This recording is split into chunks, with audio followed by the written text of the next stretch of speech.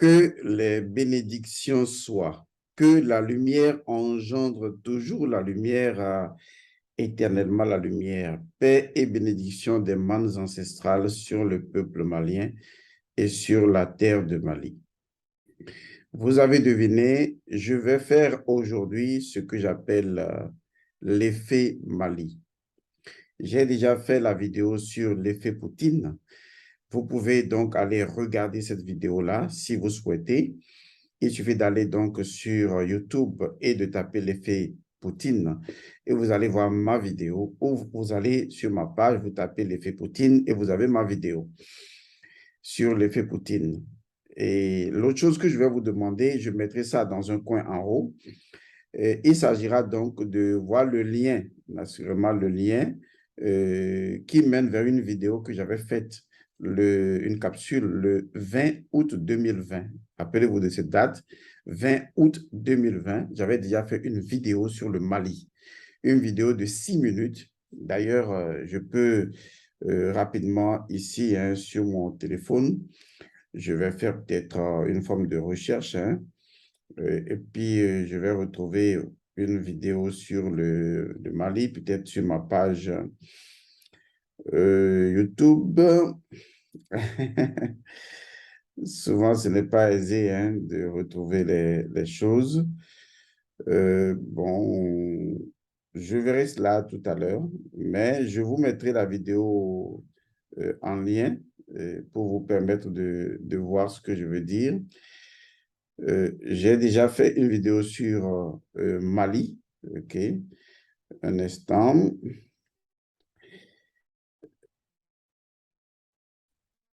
Bien, ça ne vient pas, mais je peux l'avoir facilement. Par exemple, quand je vais dans un groupe dans lequel j'avais également fait la publication de cette vidéo-là, eh bien, vous l'avez ici. Voilà. Voici cette vidéo que j'ai faite le 20 août 2020.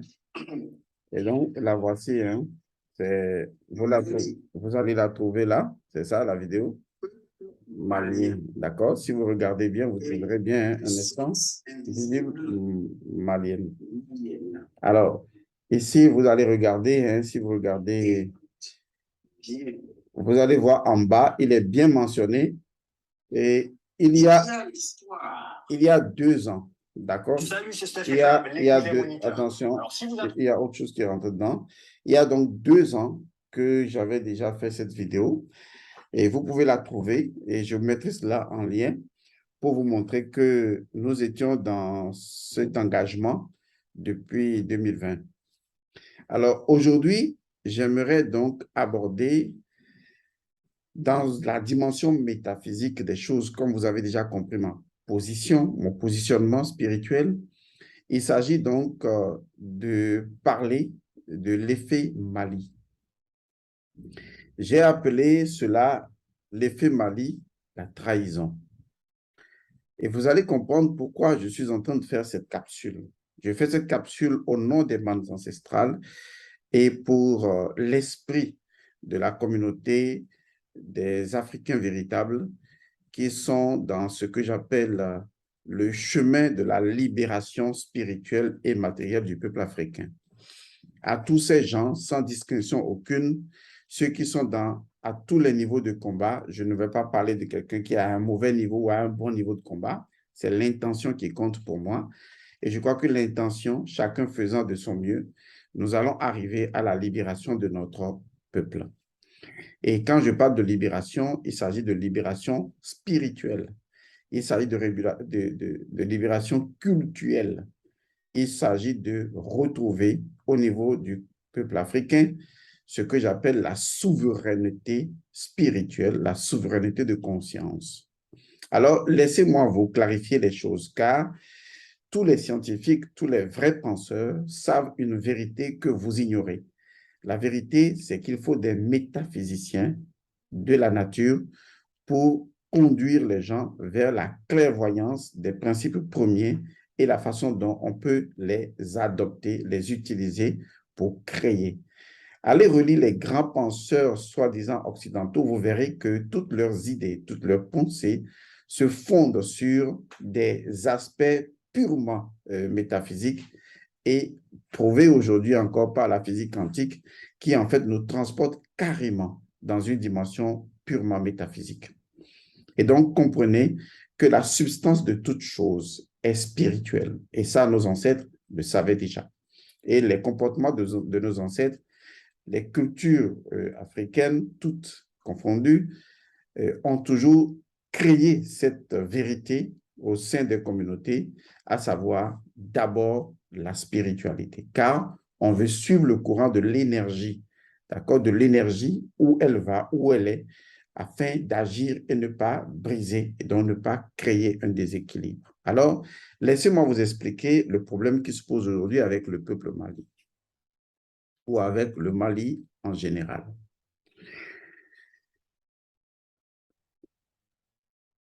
Le Mali constitue aujourd'hui ce que je pourrais appeler une ouverture symbolique pour toute l'Afrique. Je dis bien le Mali constitue aujourd'hui une ouverture symbolique pour l'Afrique tout entière. C'est d'ailleurs pourquoi le 20 août 2020, j'avais fait cette vidéo sur le Mali pour annoncer déjà et encourager ce peuple à se positionner dans la vérité de son histoire et non des histoires et de faire son histoire telle que ce peuple décide de construire son histoire. Et donc, le Mali est une porte ouverte, une porte symbolique. Il ne faut pas voir les choses physiques, il faut voir la dimension symbolique. Le Mali est donc une porte symbolique, une porte dans notre conscience, une porte ouverte dans notre conscience pour que l'Afrique tout entière à jamais se réveille. Mais il faut comprendre le mécanisme qui est mis en place. Parce que si vous ne comprenez pas le mécanisme mis en place, alors on n'en sortira absolument pas. Pour comprendre le mécanisme mis en place, il faut voir tout ce que ce peuple subit ou ce peuple a commencé à subir dès l'instant où ce peuple a décidé à un moment donné de prendre en main sa souveraineté, d'abord spirituelle ou culturelle, sa souveraineté culturelle et tout ce qui découle de sa culture, à savoir sa vision de la politique, sa vision de l'économie, sa vision de ce qui va suivre, parce que tout cela découle de votre vision culturelle. Et donc, ne pas adapter, ne pas créer votre démocratie en tenant compte de votre vision culturelle, mais en tenant compte d'une vision culturelle d'un autre peuple, comme l'Occident, c'est tout simplement biaiser son propre développement. Il n'y a plus de développement tant que les sous-bassements fonctionnels de votre développement ne sont pas votre culturel et votre culturel. Et c'est ce que le Mali refuse. Le vrai débat du Mali est là. Il ne s'agit pas de on ne veut pas de la France, on ne veut pas de ceci, on veut de la Russie, on ne veut pas de tel pays, on veut de la Chine, on est en conflit avec. Ce n'est pas ce que le Mali dit. L'esprit du Mali aujourd'hui a atteint un apogée très important de son histoire.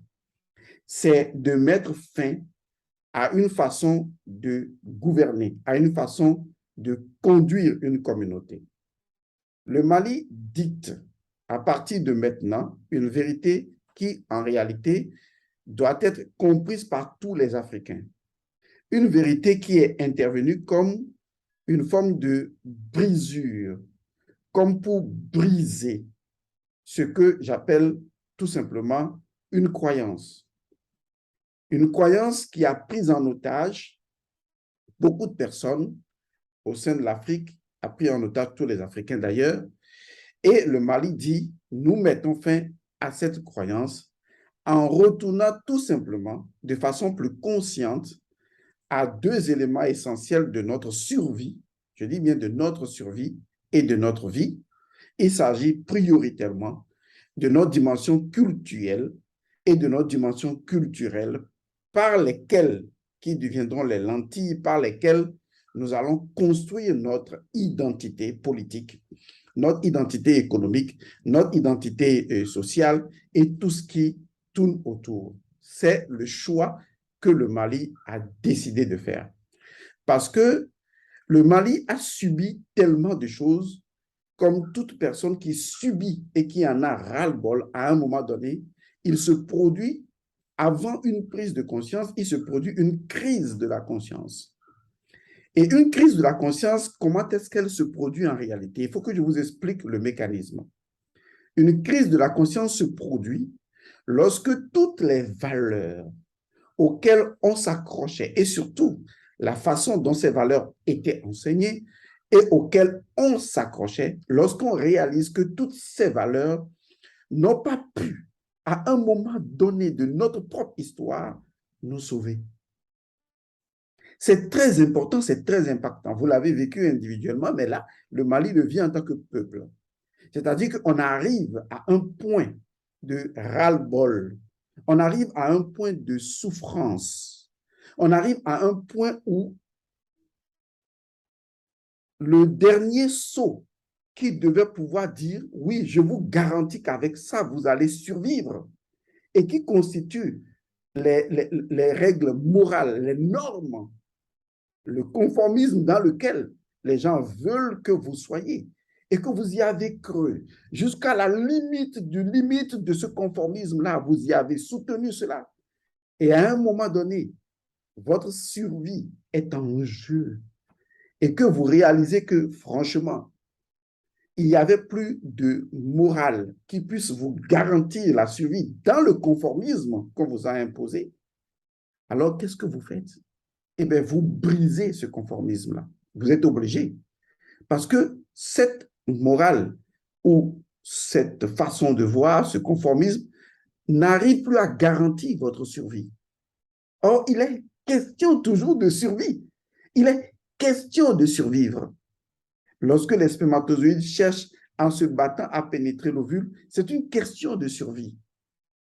Et donc, lorsque la survie est engagée, eh bien, il n'y a rien qui puisse l'arrêter. Et d'ailleurs, c'est au niveau psychologique, c'est ce qui s'explique.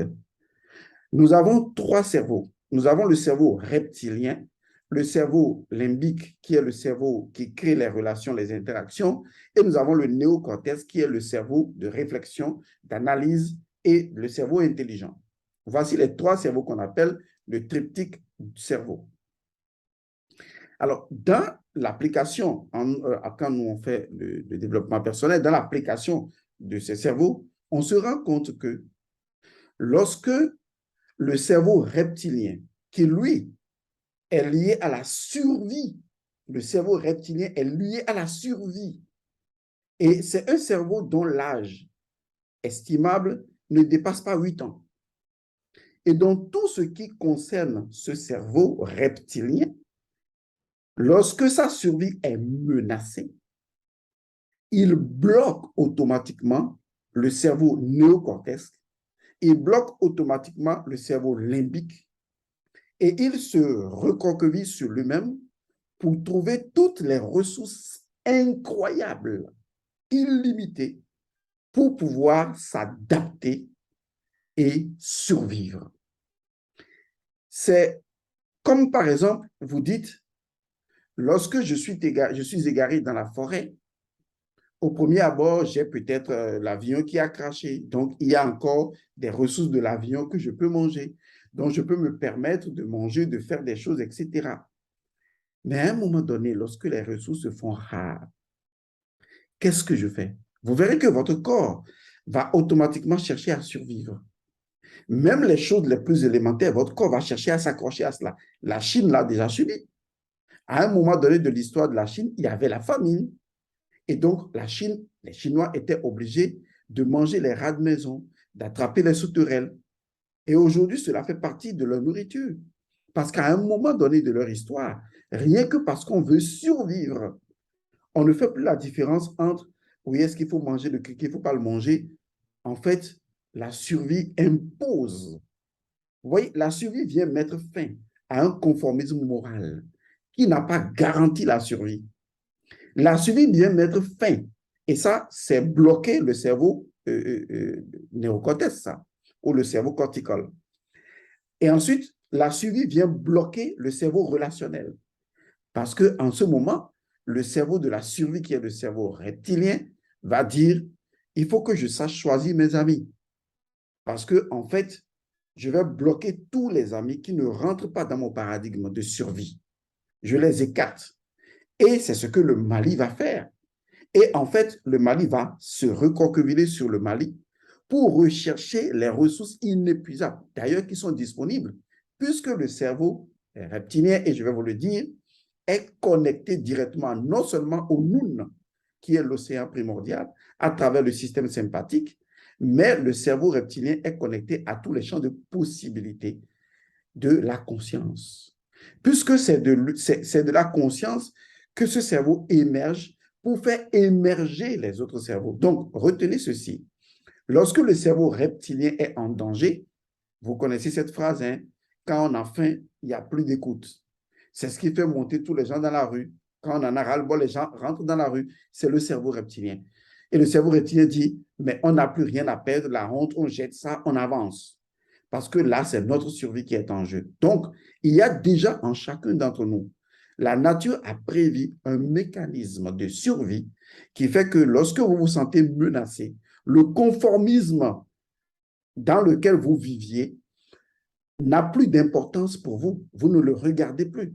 Et donc, ce conformisme n'ayant pas pu vous sauver, et au contraire, ce conformisme vous ayant poussé jusqu'à la limite de la limite de la limite, qu'est-ce qui reste à faire? C'est que vous brisez ce conformisme-là et vous décidez de rentrer dans votre survie et de rechercher les ressources fondamentales au fond de vous-même pour pouvoir y aller.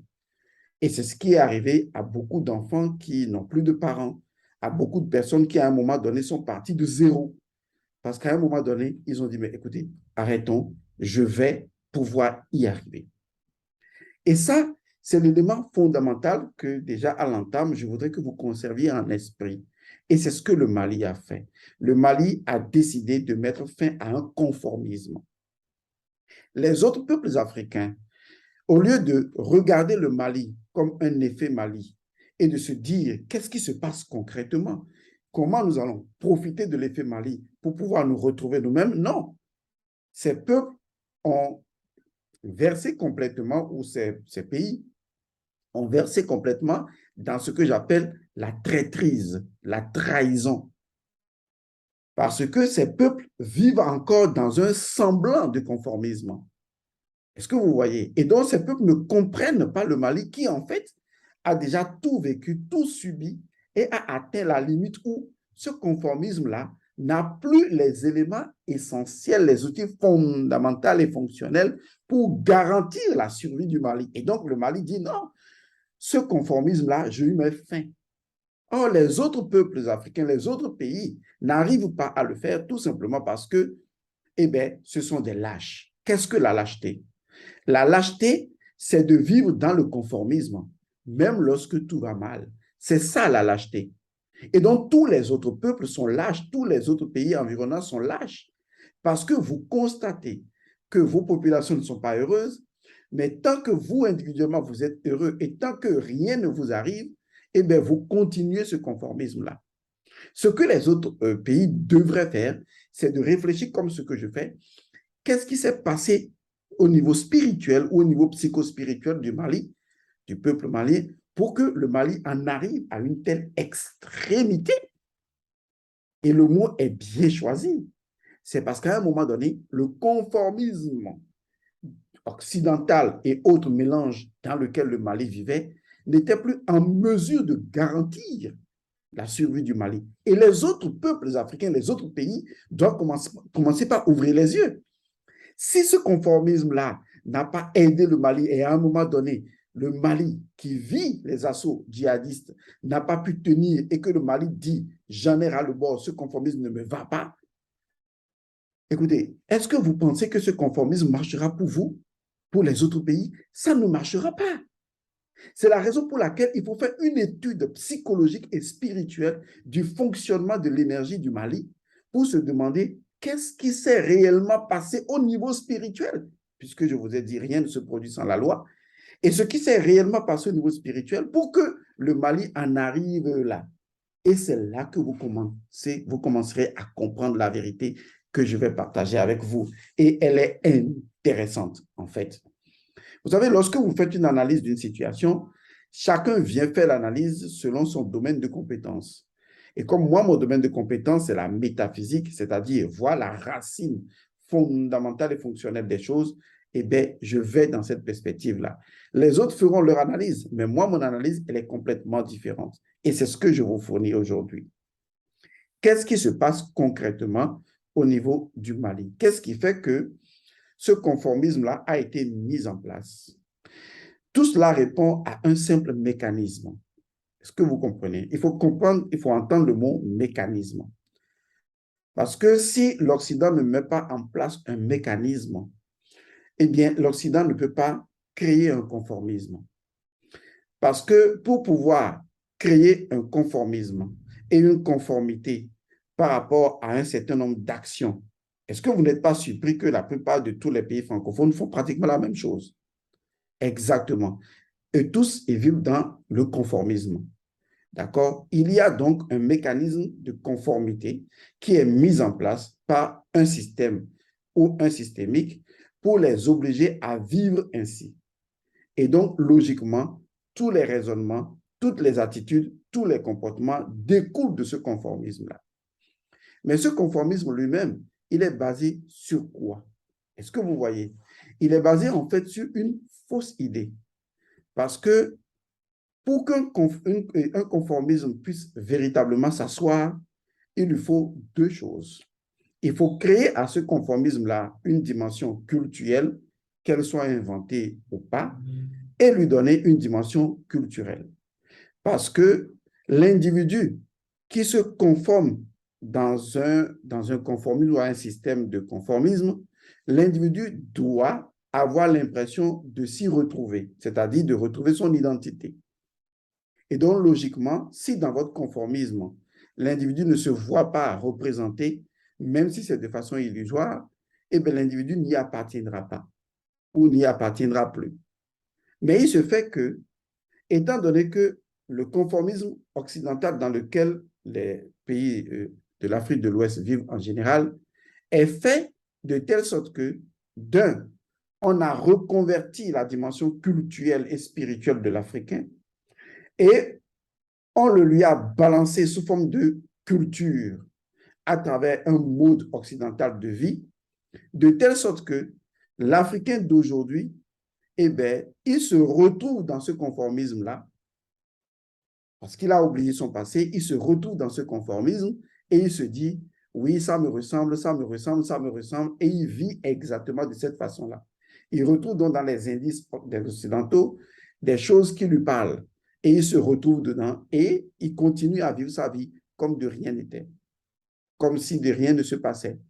Mais le vrai problème avec le Mali, c'est que il est vrai qu'au départ, le Mali vivait dans ce conformisme, mais les assauts djihadistes et les situations ont poussé le Mali à un tel point qu'à un moment donné, il y avait un autre principe qui a pris le dessus sur ce conformisme inventé de toutes pièces, eh bien, c'est le principe de survie. Car lorsqu'un peuple entre dans son fonctionnement de survie, il va rechercher ses propres valeurs culturelles et culturelles. Il est obligé parce que la survie le pousse irrémédiablement à retrouver sa véritable identité. Du coup, il est obligé de mettre fin à ce conformisme qui, en fait, ne ressemble en rien à son identité.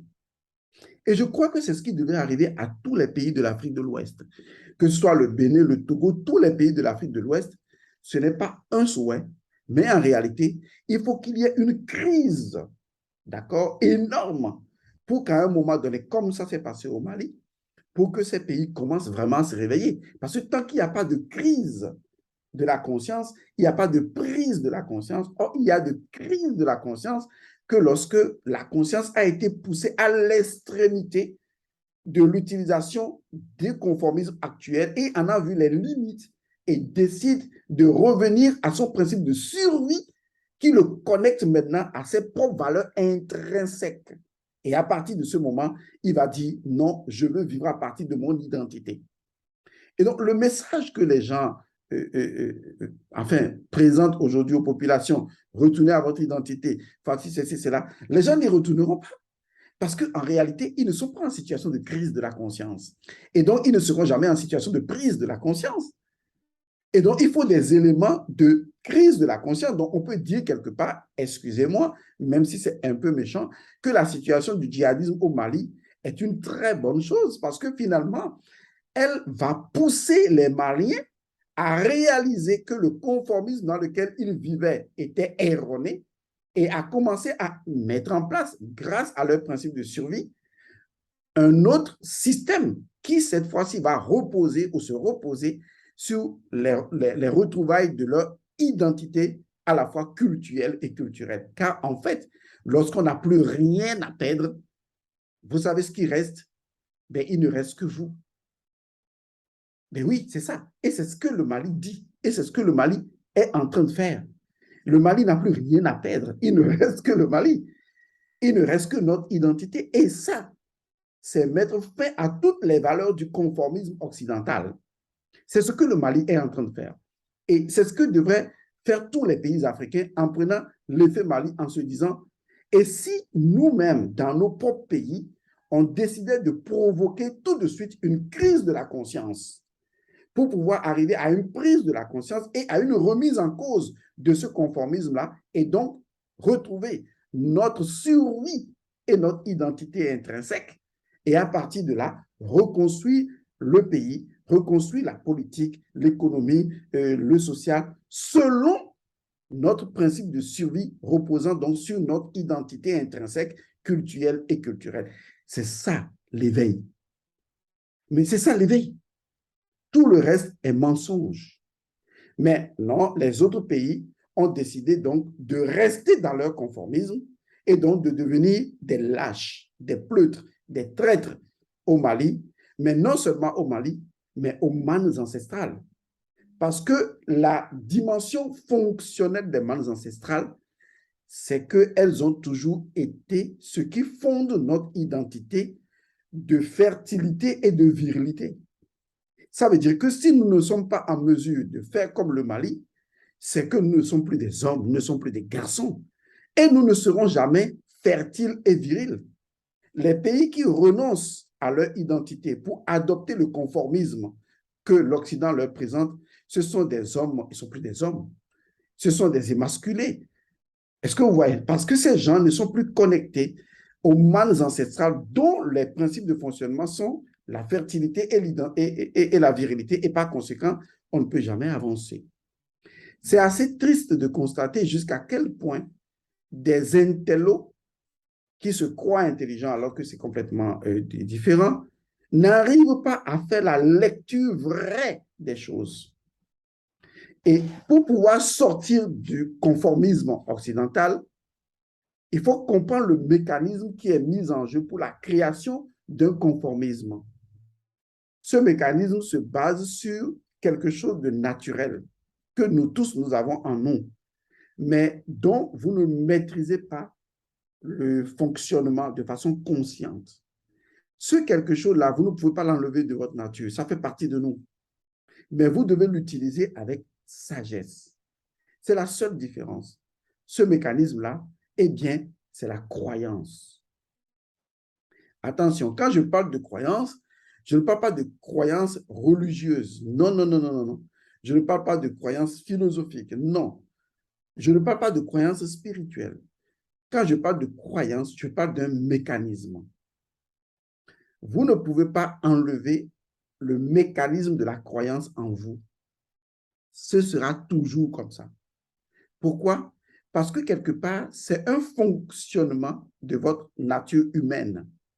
Lorsque, comme on appelle, votre père vous donne des cours de leçons de morale ou d'éducation ou de formation, il y a des choses que vous pouvez expérimenter du cours que votre père vous donne.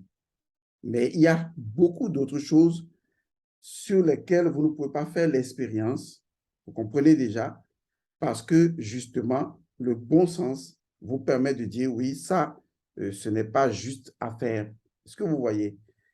Donc, vous y avez cru parce qu'il y a en vous le bon sens qui vous dit, voilà, ça, je ne le ferai pas. Est-ce que vous voyez? Quand votre père vous dit, c'est un exemple, et parmi tant d'autres, et ce n'est pas une bonne chose de violer une fille, par exemple, c'est un exemple assez difficile, mais que je donne, vous n'avez pas besoin de dire, c'est une croyance, je vais d'abord violer une fille et ensuite vérifier si mon père a raison. Et il y a quelque chose qui ne va pas là, d'accord? Donc, le mécanisme de la croyance nous permet déjà d'accepter, de valider certaines idées que nous-mêmes, de façon, de façon mathématique, voilà, selon la maths, nous savons que ça, il n'est même pas nécessaire d'aller en faire l'expérience. On ne va pas me dire le feu brûle et je vais dire non, je ne crois pas. Je vais me jeter dans le feu et je vais y croire après. Non, ce serait idiot. Donc, la croyance est un mécanisme d'abord de nous-mêmes qui nous permet justement, parce que je peux croire que je vais y arriver. Même si je ne vois pas le bout du tunnel, je crois que je peux le faire. Est-ce que vous voyez? Sur quel élément je me base pour croire? Peut-être sur rien. Parce que j'ai justement en entretenant que cette croyance en moi que je peux avancer. Donc, la croyance est censée me mener à la foi en moi-même. Mais attention, ça, c'est lorsque vous-même, vous maîtrisez le mécanisme de la croyance et que vous décidez de créer vous-même votre croyance et d'avancer avec. Mais là où il y a le danger, c'est lorsque ce sont les autres qui créent des croyances pour vous. Est-ce que vous voyez? Et pour savoir la différence entre les croyances que les autres créent et celles que vous créez vous-même, il faut voir un seul élément indicateur qui permet de le savoir, la peur. Vous allez voir que toutes les fois que les autres créent une croyance pour vous, ils y mettent de la peur. De telle sorte que le jour où vous décidez de sortir de la croyance que les autres ont créée pour vous, eh bien, vous ressentez une certaine peur. Et c'est ce qui s'est passé avec le Mali.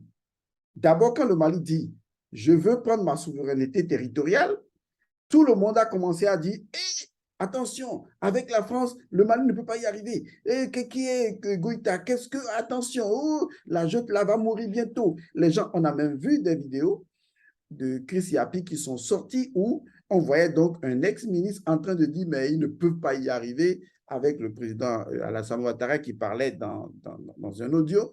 Ça, c'est public, hein, ce n'est pas moi qui le dis. Où on dit « oui, ils ne peuvent pas y arriver, ils sont naïfs, patati patata ».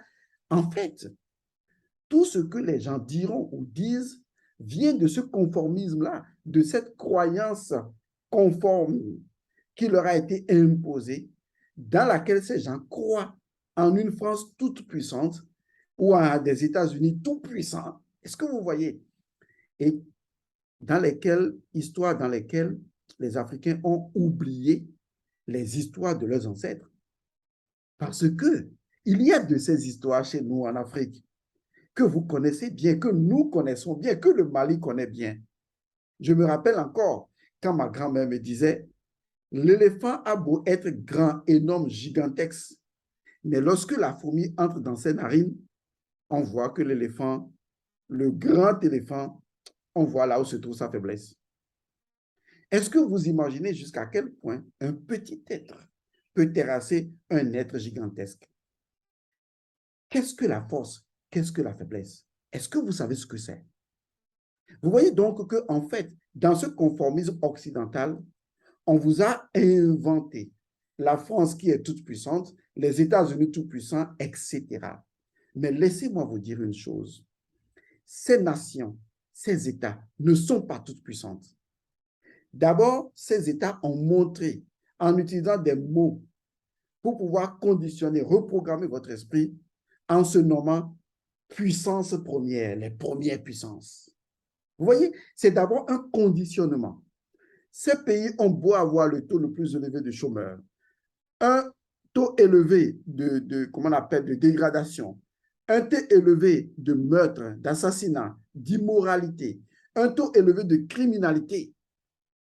Mais ces pays continuent de se faire appeler des pays de puissance première. Et donc, la puissance est évaluée selon un paradigme, pas selon le paradigme de la nature, car la nature sait évaluer qui sont les puissants, qui ne sont pas les puissants. Mais quand vous sortez du paradigme de la nature et que vous rentrez dans le paradigme du conformisme occidental, eh bien, l'Occident vous dit, c'est nous qui sommes les puissants. Mais être puissant, ou les thèmes de nous sommes première puissance, ça se réfère à un paradigme occidental, mais pas au paradigme propre à la nature. Car la nature sait reconnaître les nations qui sont réellement première puissance. Parce que pour la nature, et selon les légendes de l'Égypte antique, ce qui a fait la puissance, le pouvoir, la légalité reconnue par la nature du dieu Horus, c'est la capacité qu'a le dieu Horus à instaurer la Maat. Donc, en fait, il est impossible, inconcevable, illogique, anti-spirituel de parler de première puissance lorsque les nations qui disent être des premières puissances sont des nations qui ne respectent pas la Maat. Et donc, en réalité, nous devons nous poser la question suivante. Dans quel paradigme, dans quel conformisme sont-ils en train de se nommer première puissance? Et tant que nous-mêmes, nous reconnaissons qu'ils sont première puissance, ça veut dire que nous avons adhéré à leur paradigme. Mais si nous revenons au paradigme de la nature, tel que la nature voit les choses, et non tel qu'un système systémisé voit les choses, vous connaîtrez avec moi qu'en réalité, la nature ne les regarde absolument pas du tout comme étant des premières puissances. Et ça, c'est là où se trouve la vérité. C'est là que l'Africain doit retrouver, par le principe de sa survie, qu'il peut créer dans son imagination en se disant, mais et si j'étais en situation de survie?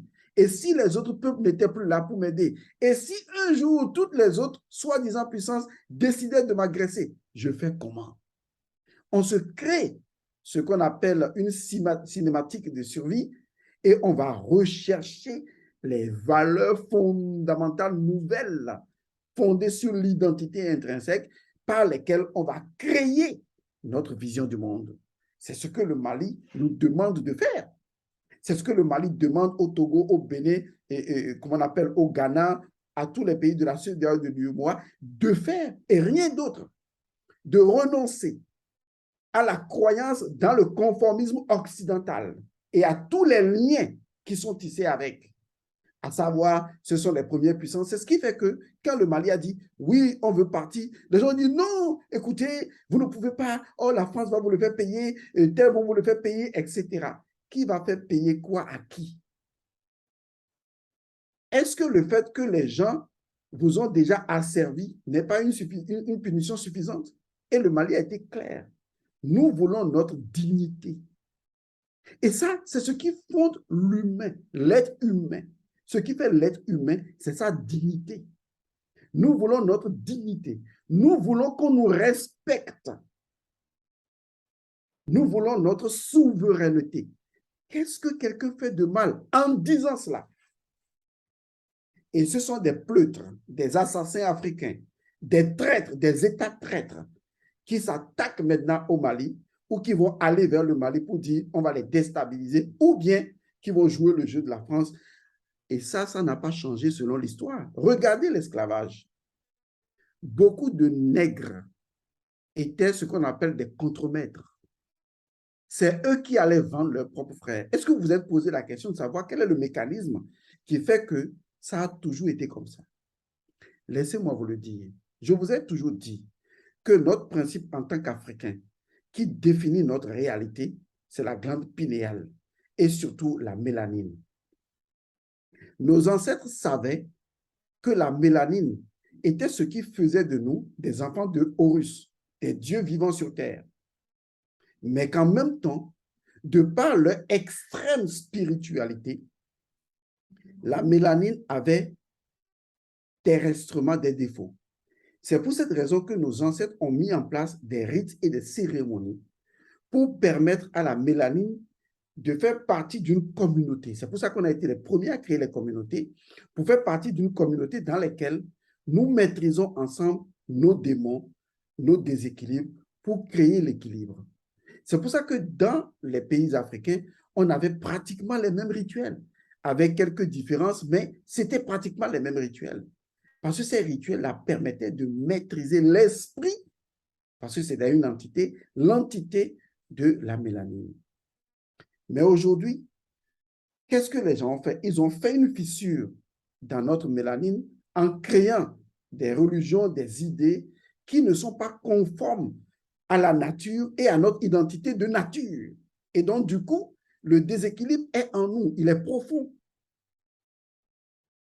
Or, l'un des éléments négatifs qui se produit lorsque la mélanine n'est pas codifiée par des rites et des cérémonies, je vais vous le dire aujourd'hui, c'est la trahison, la traîtrise. Ne soyez pas étonnés qu'un Africain trahisse un autre Africain. Je vais vous dire, ça fera toujours partie de sa nature. Ça fera partie de sa nature parce que lorsque la mélanine, lorsque notre mélanine, qui est notre substance spirituelle, qui fait de nous des êtres éveillés avant d'être éveillés, lorsque la mélanine n'est pas codifiée par des rites et cérémonies, lorsque la mélanine perd de sa dimension de valeur intrinsèque, lorsque la mélanine est déséquilibrée, est souillée par d'autres formes de tradition, la seule chose, le seul comportement africain qui naît tout de suite, c'est la traîtrise, c'est la trahison. Regardez notre histoire, que ce soit l'histoire d'Abomey, l'histoire de Porto Novo et tout, les plus grandes trahisons étaient survenues lorsque les Occidentaux ont introduit d'autres formes d'idées à l'intérieur du système africain. Et l'Africain, vu que sa mélanine est explosive, c'est une substance inflammable. Ça s'enflamme très vite. C'est ça qui constitue également son point de naïveté. C'est pour ça qu'on a l'impression que les Africains sont naïfs. En fait, je vais vous le dire, la substance, la mélanine, c'est l'enfant qui est en nous. C'est notre dimension de candeur naturelle, notre dimension d'ouverture au fait que nous nous disons que tout le monde est bon par nature. Est-ce que vous comprenez ça? Ce n'est pas mauvais en soi parce qu'au fond, principiellement, tout le monde est bon par nature. Mais les gens ne deviennent mauvais que parce qu'ils ont fait ce choix. Et ça, l'Africain ne le comprend pas. Et donc, l'Africain croit naïvement que tous ceux qui viennent veulent son bien. C'est ça, mélanine, qui lui fait croire ça, sa dimension de candeur, ouais, de naïveté d'enfant. Et ça, c'est la mélanine parce que la mélanine est l'enfant qui est en nous, mais qui doit normalement se réveiller pour comprendre à faire la part des choses. Je vais vous dire, cet enfant qui est en nous là, cette candeur-là, eh bien, agira toujours comme un enfant de moins de 8 ans. Des fois, ce qu'un enfant même de moins de 8 ans ne ferait pas, l'Africain le fera. Un chef d'État le fera. Ça va vous surprendre. Ne soyez pas surpris. C'est parce que cette dimension de la mélanine qui a été fissurée, qui a été polluée, qui a été mélangée, fait que l'Africain peut devenir très facilement le traître de son frère. Parce qu'il n'a pas su réaliser spirituellement la dimension spirituelle de sa mélanine pour s'investir d'une autre identité. Et tant qu'il ne l'a pas fait, eh bien, trahir son frère, il ne saura même pas qui trahit son frère. Vous croyez que quoi? C'est lui qui dira dire au blanc ce que le frère est en train de faire contre le blanc. Et vous pensez que ça le gênera? Ça ne le gênera pas du tout. Parce qu'il ne réalise même pas que ce n'est pas ce qu'il faut faire. Donc, ne soyez pas étonnés que des gens soient si intellectuels et qu'ils continuent à accepter de vendre l'Afrique. Vous pensez qu'ils sont conscients? Ils ne le sont pas. C'est ça, la trahison qui est née dans leur conscience à cause de la pollution de leur mélanine, par l'introduction de nouvelles réalités culto-culturelles qui créent un conformisme dans lequel ces gens vivent. Ces gens deviennent lâches parce que le refus de sortir du conformisme, c'est la lâcheté. Et donc, il faut vraiment analyser le cas malien. Le Mali aujourd'hui ne dit pas non plus, oui, les Russes sont gentils. Le Mali n'a jamais dit ça. Le Mali a été clair. À partir d'aujourd'hui, nous refusons de vivre dans un monde bipolaire, dans un monde dans lequel on nous fait croire qu'il y a l'absolu bien, il y a l'absolu mal, et que les deux sont toujours en contradiction, et que on doit choisir son camp. Vous voyez, cette idée-là fait partie du conformisme occidental. C'est toujours l'idée, disons, vous ne regardez pas les films de western là, il y a toujours le bon et le méchant. Tous les films hollywoodiens là, il y a le bon et le méchant. C'est toujours ce qu'on nous présente.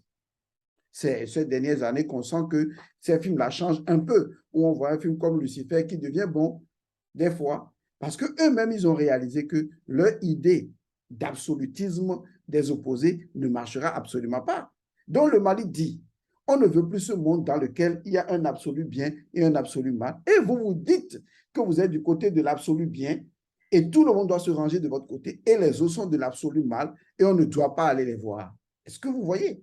Pourtant, la nature vous a accepté tous les deux. Et donc le Mali dit non, nous on ne veut plus de ce monde-là. On veut travailler avec tout le monde, mais en tenant compte de nos valeurs à nous, en tenant compte de notre culture, de notre dimension culturelle. Qu'est-ce que le Mali fait de mal? Je vais vous dire, lorsque vous voulez sortir d'un conformisme, la première chose qu'on va vous balancer, c'est la peur. Ensuite, on va vous menacer. Et à la limite, on va vous faire la guerre pour ça. Mais laissez-moi vous dire une chose. Est-ce que c'est une guerre lorsque je veux préserver mon identité culturelle? Ce n'est pas une guerre. Je vais vous dire que ce n'est pas une guerre. Donc, le Mali ne fera pas la guerre, mais le Mali va se défendre. On appelle ça self-défense. Lorsque mon système de survie est en jeu et que je suis obligé, poussé à mon dernier retranchement, de survivre, alors je suis dans un self-défense. Je suis obligé de me défendre. C'est naturel. Parce que même la nature ne veut pas mon extinction. Et donc la nature impose aujourd'hui au Mali de se défendre et le Mali va se défendre. Moi, j'ai déjà imaginé la scène que le Mali doit aujourd'hui avoir au sein de l'Afrique de l'Ouest. J'espère que les Maliens vont m'entendre. Laissez-moi vous dire une chose. Voici le chemin que vous allez prendre. Il est très simple.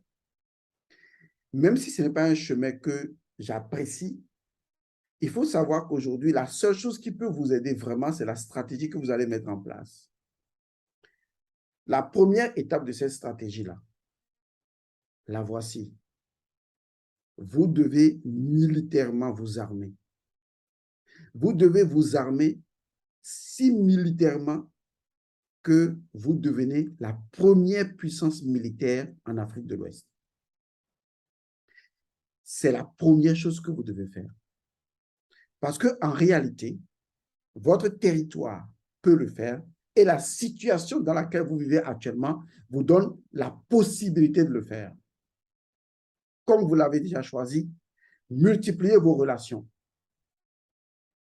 Faites venir sur le territoire malien les personnes qui veulent aider les Maliens, mais attention, sachez que ce sont vos intérêts qui sont prioritaires à travers vos valeurs à vous. Ensuite, prenez tout ce que vous pouvez prendre et veillez à ce que vous en maîtrisez la technologie.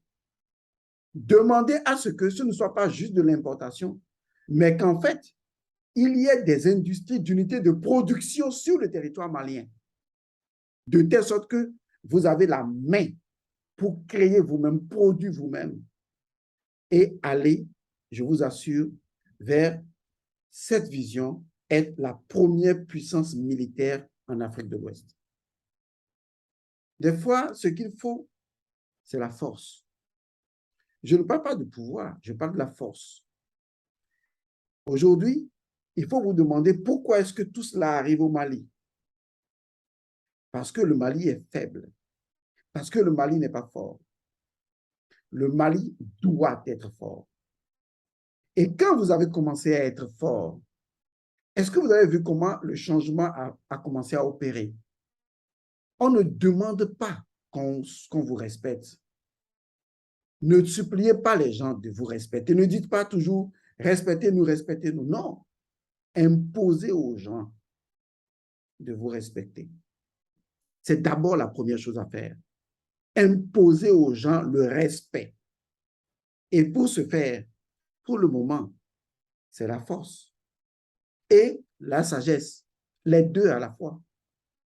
Armez-vous autant que vous le voulez. Créez des unités de production sur le territoire malien pour que le Mali devienne la première puissance militaire en Afrique de l'Ouest. Et vous allez voir que le respect va être automatiquement de mise. Veillez à ce que la population soit vraiment souveraine, que la population adhère toujours à ce que vous faites. Faites adhérer vos populations. Parce que vous n'êtes pas des chefs venus d'ailleurs pour imposer des choses à vos peuples. Vous devez savoir que votre peuple a subi des lavages énormes de siècles et que vous devez, sur le plan en matière de communication, commencer à restaurer la dimension culturelle de votre peuple et commencer d'abord à imposer un certain nombre de règles. La première, c'est que toutes les traditions se valent. Toutes les traditions se valent. Et donner à toutes les traditions au niveau donc du Mali la même équivalence, la même valeur. Et ça, c'est le chef qui doit le montrer. Un chef n'a pas de religion. Un chef, il a l'autorité du cultuel. Et le cultuel est dans toutes les religions. Veillez enfin à ce que des partenariats soient tissés avec tous les pays qu'ils veulent, qu'ils souhaitent, dans votre paradigme à vous. Mais la dernière chose que je vais vous demander de faire, qui devrait être la première chose que je vais vous demander de faire pour finir, et je sais que vous l'avez déjà fait, mais je souhaiterais que vous ne perdiez jamais cela de vue. Parce que quand je vous parle, peuple malien, je parle également à tous les peuples africains. Voici le secret de tous les secrets pour mettre fin à un conformisme occidental qui n'est pas de votre identité intrinsèque. Arrêtez d'avoir peur. Non, je vous assure, arrêtez d'avoir peur. Il n'y a pas d'ennemi puissant. Il n'y a que la peur qui donne à vos ennemis de la puissance. Je vous assure, arrêtez d'avoir peur. Peuple africain, arrêtez d'avoir peur. Les gens avaient prédit pour le Covid en Afrique des milliards de morts. Mais ce n'est pas ce qui s'est passé. Sont-ils si parfaits pour faire des pronostics? Le résultat, ils ne l'ont pas eu dans ce qu'ils ont prévu. Arrêtez d'avoir peur. Mettez fin à la peur. C'est le plus grand défi que le peuple africain doit relever. Arrêtez d'avoir peur. Si vous restez dans le paradigme occidental, vous continuerez à avoir des puissances et à avoir peur. Sortez du paradigme et occidental, rentrez dans le paradigme africain et dites-vous, dans leur paradigme, ils s'appellent des puissants. Mais comment est-ce que la nature, dans son paradigme naturel, les considère? Pour la nature, qui sont les vrais puissants? Lorsque vous allez répondre à cette question, vous arrêterez d'avoir peur. Et si vous arrêtez d'avoir peur, vous verrez qu'en fait, personne n'a plus aucun pouvoir sur vous. Et ça, c'est très profond. Mali, recevez les bénédictions des mannes ancestrales. Paix à vous.